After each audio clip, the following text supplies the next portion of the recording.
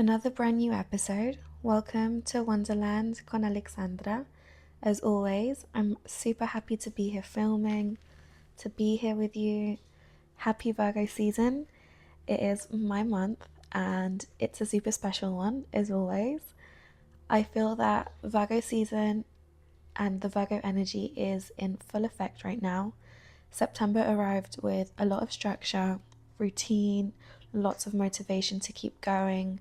I always feel that the last quarter of the year brings this great, exciting energy that just makes you want to finish the year strong with more drive and to wrap up what's left of 2025.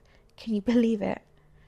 Today, as I'm filming, there is a full moon eclipse in Pisces, so we have a magnetic, magical portal open right now. And as life would have it, today's recording ran a little late. I told my friend and my producer Martin a few weeks ago that I wanted to film, but it didn't happen for no real reason, nothing bad. But here we are filming on this full moon eclipse, so there is a massive energetic portal that is bringing a lot of incredible energy for us and to us right now. I actually feel what I have to say now is much more special and much more important. Well, what I had to say before was very important too, but today I am coming with a more cohesive message. Whenever my month, September, arrives, despite all the structure the season brings, it always makes me reflect a lot on what I have lived in this past year. I'm about to turn 29, which makes me very happy. I do not feel old at all. If anything, the more the years go by, the better everything gets in every single sense. My mindset changed a lot after I turned 27. I feel I matured quite a lot. I have always been very self-critical. I judge myself a lot, which doesn't mean that I judge others, but I just hold myself to really high standards with a lot of expectations. And of course, I enjoyed my 20s a lot. I partied, traveled, experienced a lot of different things, and had a great time. But by the time I reached 27, I felt it was time to find a balance and start thinking about what I want to do with the rest of my life, even though, of course, I know I have a lot of time. And things have changed so much from 28 to now in this last trip around the sun, and it's incredible. And that's my favorite word in Spanish, and in English it is amazing because everything is amazing and everything is incredible. I always say those two words, and it's just incredible to see and analyze my growth. Everything I was living last year, all the little things that happened, led me to find this space for myself to want to create a community where we can awaken the consciousness of all the beings living in this beautiful earth. I have said before that there is a big disconnection between who we are and who we want to be. The funny thing is, very similar things happened to me this year as they did last year, and I am watching how I am navigating them now. I feel I am handling things a lot better. I no longer feel so much frustration about why things didn't happen the way I wanted and the way I felt I needed. I have always been someone who needs to know and have control. And when things get out of my control, well, before I would try to force and hold on and get worked up about why things weren't going the way I wanted. Now I'm at a point in my life where I have learned to take things slowly, and the universe left me a very special gift this summer. I had the opportunity to pause, analyze, and ask what this is trying to teach me. I feel it is about trusting, about letting things flow, and knowing that God and the universe will always have me in their hands, like their little girl, so that I can trust and let myself be guided. Sometimes all you have to do is ask what and why, and take the time to reflect. I feel like I've lived 7 different lives this summer, and of course I said 7 because I am a little cat, and I had the chance to have the calmest summer I have ever had. At the beginning, I resisted. I'm a person who likes control, who likes to have plans, who likes to know what's next, even until a few weeks ago, Although I was trying to handle things as well as I could because we should always try to do our best, but I was still trying to control what would happen, and of course, with fears of the uncertainty. But that's what fear is, it's not having control over the future, not knowing what will happen. When you have plans and projects and things you want to do, and things happen in the middle of that, it can cause instability and fears. But what I took from all of that is that I cannot be in control and I have to let go and allow everything to flow. And in turn, it has been the most beautiful summer because I've had the chance to work less and instead do all of the things I love. I have been able to build my routines, spend a lot of time with my friends, go to many fitness classes, read and listen to podcasts, and just nourish my mind, my heart, my soul. Sitting in the sun and reading on an afternoon is so amazing. There is nothing better. After you choose to trust that everything will be fine, they really will be. You don't gain anything by stressing, doubting, and feeding insecurities, overthinking, losing sleep. You do what you can, and then you have faith. Have faith in God and in the universe. They will always be there supporting you and giving you what you need. For me, butterflies have been a sign all summer. When something happens, or when I've needed a little sign that everything will be fine, for some reason, wherever I am, a butterfly will just go by. They have been white butterflies, which I think are quite common here in London. I've seen other colours too. One day I saw a black butterfly with brown and orange, and I named it the Tropicoqueta butterfly, and that is in relation to Carol G's new album, Tropicoqueta.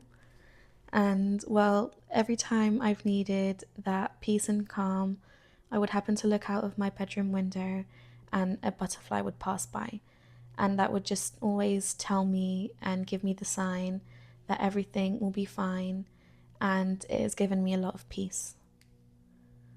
I've had a very happy summer, and I've called it my pink summer because I spent so much time with my friends, my lifelong friends from school, who are now all mothers of 3 beautiful girls. I adore them. I've been a part of their motherhood journeys even before the babies arrived, and one of them has already turned 1. And sharing in those special moments as they enter new stages of life has filled my heart. Life comes in phases and in seasons. One moment we're out partying or exploring what we wanted to do with our lives and enjoying things. Then the next we're getting married, moving in with boyfriends or having babies. It has been beautiful to share that special energy. I carry all of that with me in my heart, and if I didn't have time available, I wouldn't have been able to live all of those things with them. I know that everything happens for a reason. I've also been able to go to master classes and start new things to move my projects forward. All of it has been a lesson that brought me to where I am. And it has shown me that there is also a big disconnection between humans and their own energy and what we carry inside. Being on this small pause has taught me to take my time, to let what needs to come arrive, and to nourish my mind, my heart, my soul with what feels good. This also reminds me of 5 years ago during COVID season, when many of us had to stay at home because we couldn't physically go to work or to offices, and life gifted us a delicious sense of balance, which has since benefited humanity.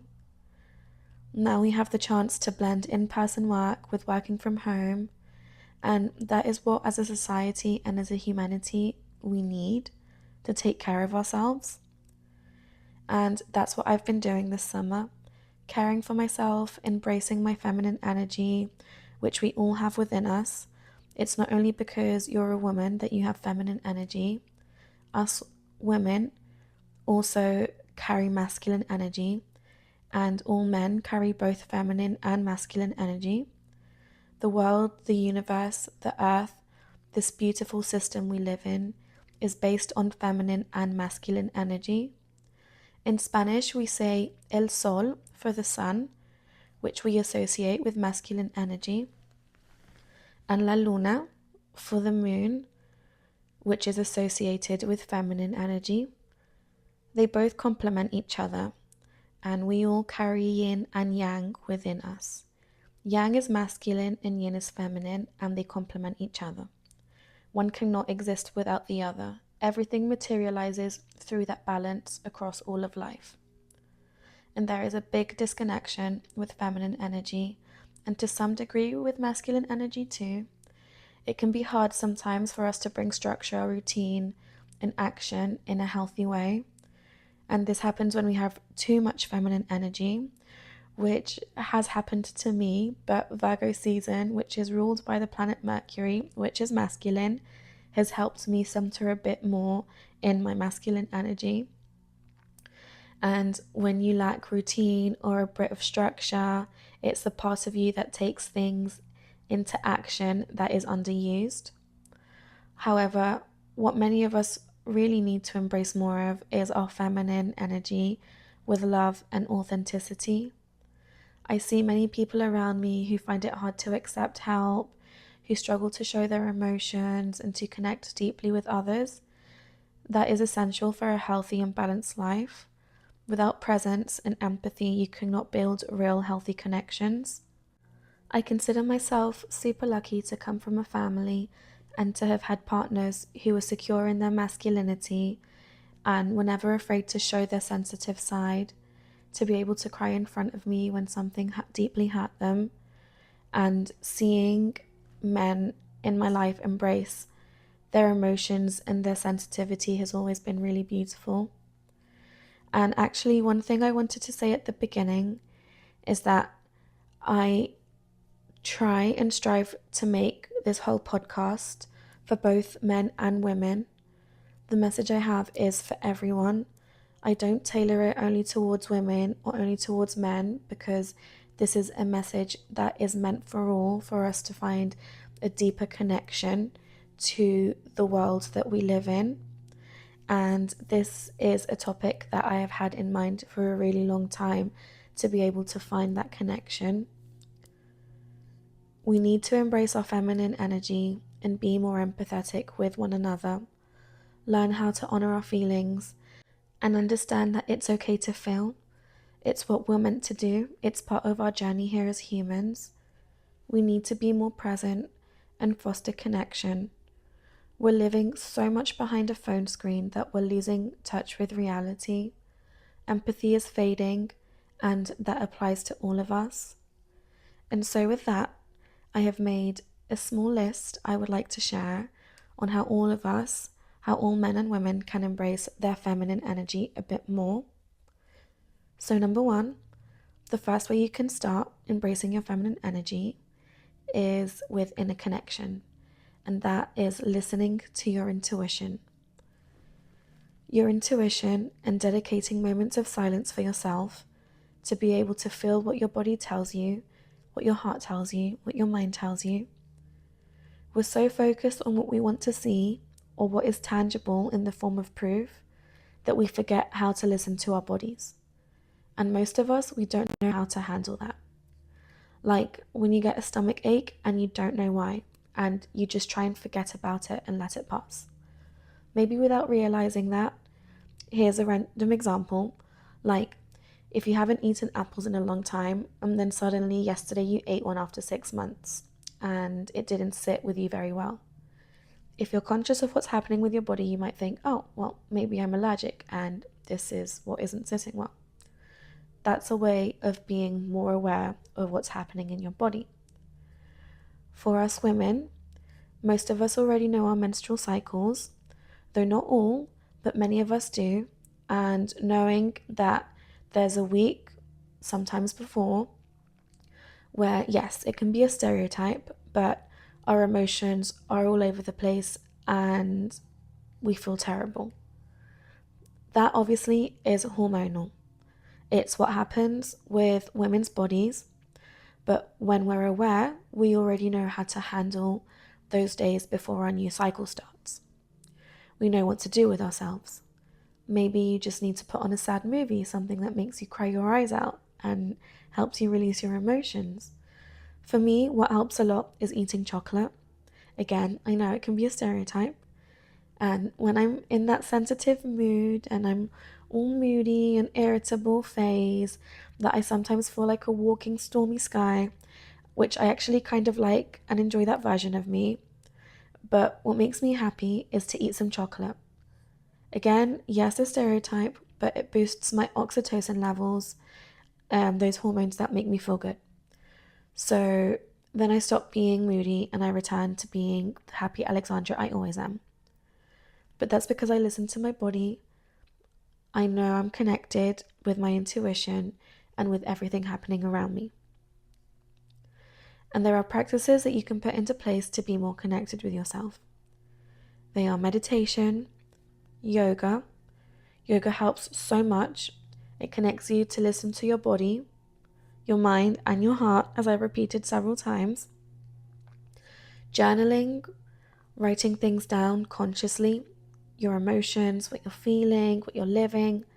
I've always recommended journaling in every way possible because it connects you more deeply with yourself too.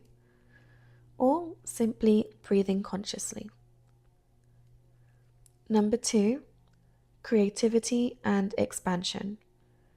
That means creating without judgment. And that can be drawing, dancing, writing, singing, cooking, but from a place of enjoyment, from pleasure, from good emotions, from desire, because you have so much creative energy inside that sometimes you feel you just need to let it out, which is a really good thing. Like I said earlier, feminine energy is about creating, and the most beautiful things come when ideas just arrive, when you're not overthinking, when you let things flow, when you're not clinging to control. That's something I personally need to remind myself often, because as I said, I try to hold on to control. Even here, when I'm recording, sometimes I'm so focused on what I think I want to say that I don't allow myself to flow, instead of just letting whatever comes, come. So that's something I've been working on, and we all have areas where we can improve and bring more balance between our feminine and masculine energy, and doing things not from perfection. It's important to explore art as play. Feminine energy flows in spontaneity and expression. Number 3 is relationships with others. You have to cultivate empathy, practice listening without immediately trying to fix everything, nurture bonds, seek quality in your relationships, time for genuine connection, and be vulnerable. If you're not truly connecting with the people you love or who love you, and you're not really present in what you're living and sharing in the moment, then you won't have truly healthy, meaningful relationships. It all stays superficial. That's why empathy is key. Because right now, as a society, we're so glued to our phones. You could be sitting in front of a friend, but instead of being truly present, you're sat checking Instagram stories or texting someone. And honestly, there's no need for that. And I'm not saying this from a place of judgment, but more like, hey, let's try and do better. If someone is giving you their time to share an afternoon, to go for a coffee, for dinner, take a walk in the park, or go to the beach, have some drinks, whatever it may be, they're there to connect, to catch up, to tell stories, to share. And it really is disrespectful to not pay attention. I'll say it clearly, it's a lack of respect. Your phone will be there when you get home, the messages, the Instagram stories, all of it. They'll still be there after you leave that person that has carved out time of their day for you. Unless it's truly life or death, of course, there's always special circumstances, but you'll know when it's an emergency. As my mum always says, bad news is always the first thing to arrive. But most of the time, that's not the case. And being present is one of the most beautiful gifts we can give in our friendships and in our relationships. The same goes to experiences, going to concerts, spending time with family, going to a recreational park, or whatever it is that you're doing. Living in the moment and being present, it's what's going to help you be connected to the moment, to yourself, and actually remember the feeling of what it is that you're living. So, yeah, that's my little lecture about overuse of being on our phones. Please be more present and more empathetic in your relationships. Number 4 is self-care. Honoring your body with rest, with self-care, with knowledge, with gentle movement. Gentle movement can be yoga, dancing, walking in nature. There's nothing more beautiful than self-care. Giving yourself some days of self-care and self-love. That's time that I have completely carved out for myself, that have become completely sacred to my week and to my routine. It's important to do hair treatments for men and for women. Do hair treatments, do facials. We all need to take care of ourselves, not just we put in our bodies, but also from the outside. Honoring your body with self-care means having a good skincare routine, taking care of your face. For men too, keep your nails clean and neat. Hands matter, teeth too. These details matter. Us women, we pay attention to those things. And even though it's not about that, it's about honoring the energy of self-care for yourself, of wanting to look and feel good. A lot of the time it starts outwards and the energy will work itself in. For me personally, I always feel good if I look good. And maybe if I'm having a bad day for any reason, I'll say to myself, well, at least I look better than how I feel. And it will lift me up. And of course, a good fitness routine is so important in personal care. Whatever feels right for you. I'll share a mini story. For about 3 years, I went to the gym. I want to say 5, sometimes 6 days a week. It was between the age of 19 to 22. And yes, I cared about my body. I also tried to eat well. But honestly, I never saw changes. It didn't work for me personally. I liked the mental clarity, yes, that fresh feeling after working out, but results, I wouldn't see so much of it. Later, when I started yoga, I finally saw some changes. I connected with an inner peace that has opened such a beautiful world for me. And this year I wanted to come back to that and take it to a new level, but also add group classes like spin or Pilates with my friends. It became both fitness and socializing, and that combination has helped me so much. Pilates especially, it works your core, it builds strength from within, and yoga also connects to that. So if you want to start with self-care, I advise beginning with fitness. Find what you love, combine it with skincare, hair care, hand care, whatever makes you feel good, dress good.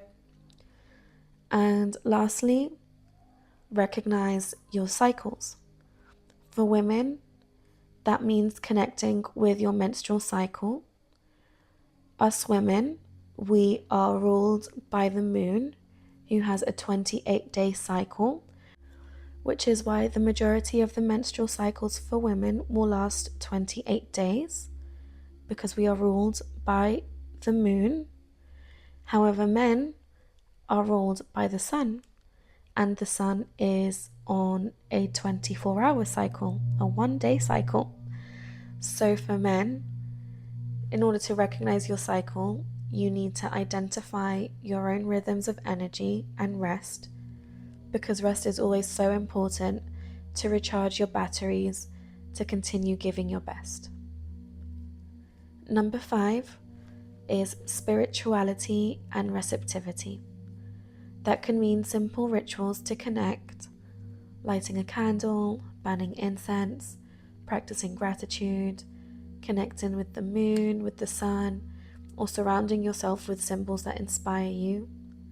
It also means allowing yourself to receive help. So many people struggle with that because they think it makes us less independent or less self-sufficient, or you might think you don't want to bother others. but it's human nature to want to help. One of my love languages, for example, is helping. I love helping the people I care about, whether it's carrying bags or painting a house if they need help with that, whatever they might need. Accepting help doesn't make you weak. It's part of being human, and teamwork gets the job done a lot better and a lot faster. Another way of practicing receptivity is by consciously recognizing your feelings. So often, we're quick to dismiss or suppress what we feel, covering it with distractions, productivity, or even forced positivity, hoping it will simply fade away. But emotions don't disappear when ignored, they wait for acknowledgement. As human beings, we are inherently sensitive, and that sensitivity is not a flaw, but a doorway into deeper self understanding.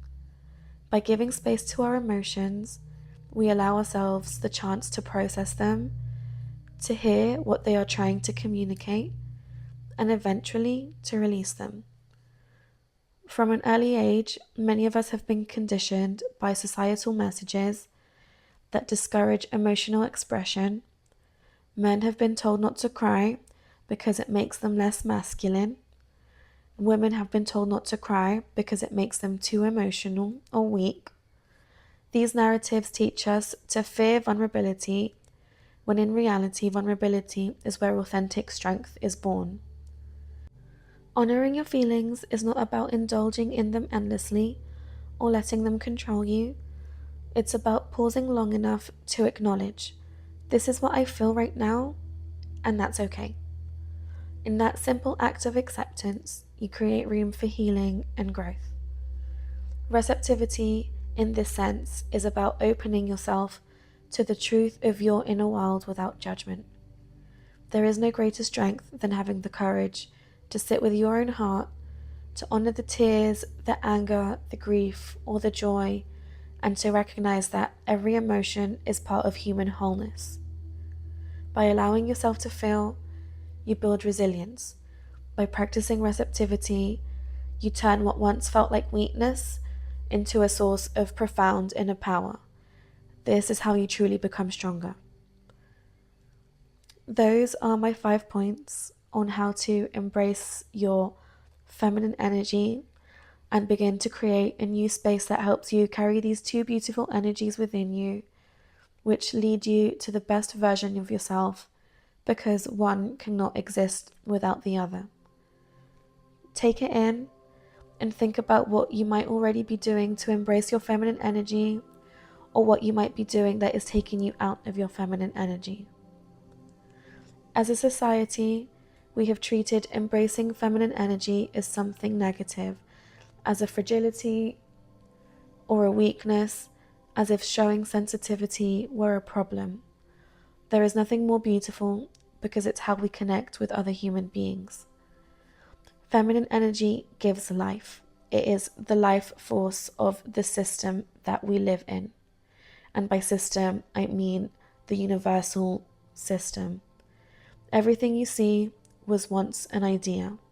Even the device you're listening to this podcast on came from someone's mind as a design, which is the feminine creative spark, and then the masculine energy of action made it real. Historically, feminine energy and women's voices have been pushed aside. I know I'm getting into a topic of conversation that can go on so much further and into so much more depth, but in my recent studies, I found a book that is changing my life and the way I think. It is about the lost gospel of Mary Magdalene. As we know, Jesus had 12 disciples. However, there was in fact a 13th, and that was Mary Magdalene. There is another teaching, and it was from a woman. In fact, she was the first disciple, the first apostle. After Jesus died on the cross, Mary Magdalene and his mother Mary were the two who were with him until the end, until he was taken down from the cross, according to the scriptures in the Bible as we know it. It was also to them that Jesus appeared to on the third day when he returned. Mary Magdalene had her own account of what she lived and learned with Jesus while she was part of the group of disciples. And those teachings were written as well. Unfortunately, when the Bible was compiled, 3 Gospels were removed. Hers was one of them, as well as the Gospel of Thomas and the Gospel of Philip. By removing the Gospel of Mary Magdalene, the feminine voice was taken out of Christianity as we know it, and the faith became led by a masculine voice only. If you do not know much about this, I encourage you read a bit into it. By removing the feminine voice, society was shaped by a single perspective. We have to ask why this was done and what they were trying to create with this. Did they only want to construe a male voice-dominated society? Because this is what they have done, and look at where it has gotten us. Look at what is happening around us today. Everything would be so very different if we had had both points of views. To discredit her, they labelled her in ways we already know by calling her a whore, and to erase her role in the life of Jesus. There are many stories and rumours that perhaps she was Jesus' wife and they had a child. The book shares that Jesus was God, but he was also human, and he lived human experiences, perhaps alongside her. The message that her gospel highlights the most is to love others, but most of all, to love yourself. The feminine voice is very important in the history of humanity, of Christianity, and of society. You need to embrace your feminine energy to connect. I would like to close with a line from her gospel. All nature, all molded forms, all creatures exist in and with another. Mary 2, verse 2. I leave you with that food for thought. I know it can feel like an oh my god topic, no pun intended, but I recommend the book. It's incredible. I'm halfway through and it has filled me with a lot of feminine empowerment. It offers another perspective on how things may have been, but only you can read it and see what resonates. Thank you so much for being here with me until now. Thank you to everyone who watches my podcasts or listens to them, who shares them, comments and gives me a like. You can't imagine how much that fills my heart when I receive a message and someone tells me that something I've shared helped a lot in a moment that you really needed it. That is why I'm doing this. Nothing fills my heart more than sharing something I'm so passionate about. If you like what I'm talking about, please leave a like or a comment, or send me a message if you have any questions about anything I mentioned. This episode is very special because it's the episode for my birthday month. I wanted to reflect that in every way I could. I came very team bichota, team girl power, which is everything I believe in. Thank you, thank you, thank you. Kisses, and wishing you all a beautiful month of September. Bye.